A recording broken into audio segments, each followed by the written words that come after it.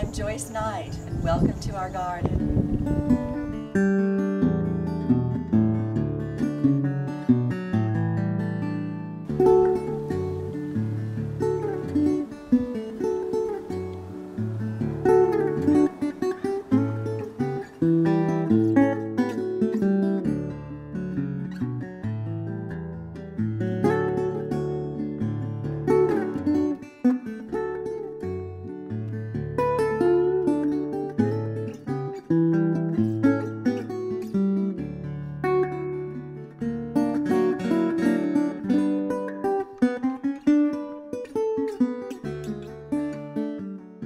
So here we are in the front yard of the Knight garden, and instead of having lawn, since we're in an area where it's encouraged to have as many drought-tolerant plantings as possible, you see summer, since it's summer, the English lavender is in bloom, and the bees are busy pollinating out here.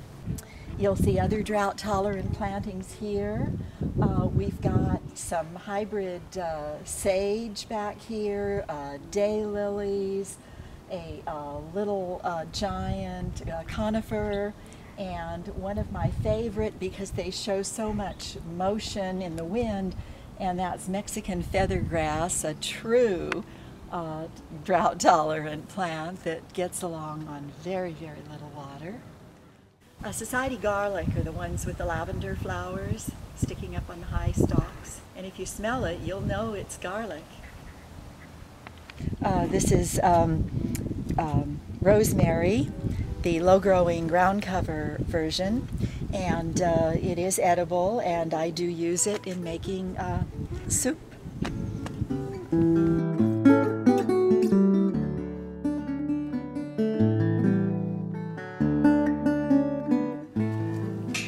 So let's come on in the courtyard here.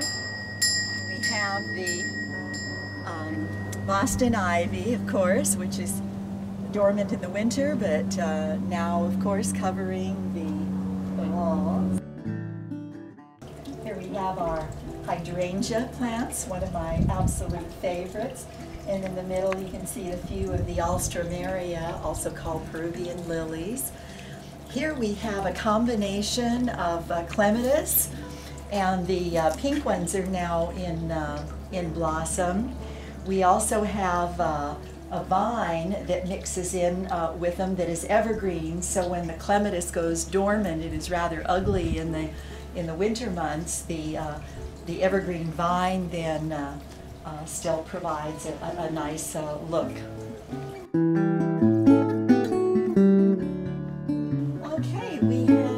This painted for our garden in Cupertino, and at the time we made the arrangements with the artist, who was actually in Southern California. She suggested doing it on painter's plywood and said, that way if you ever move you can take it with you.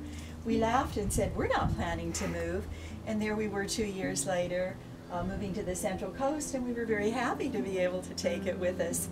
Since this backyard was a very steep hill once the house pad was formed, we had to figure out how we were going to deal with that steep grade, and so it was logical to think of a terraced garden.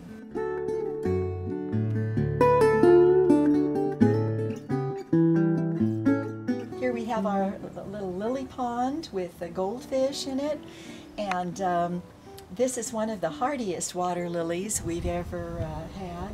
It's, I think it's called Colorado, and it has a very, very long blooming cycle. If you look closely here, you can see one of the fish trying to hide under the water lilies there. He's right here. Oh. The goldfish were purchased as little tiny feeder fish, no more than about 2 inches long. And when I went to purchase them and said, well, these are going in a pond, and the person said, ah, they're the lucky ones, because they weren't taken home to be fed to aquarium fish that eat little fish.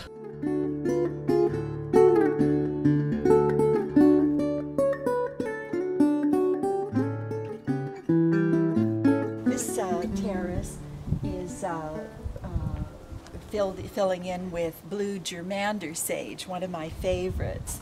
If we pick a little piece of sage here and you rub it between your fingers and then smell it, it just has a wonderful smell of sage.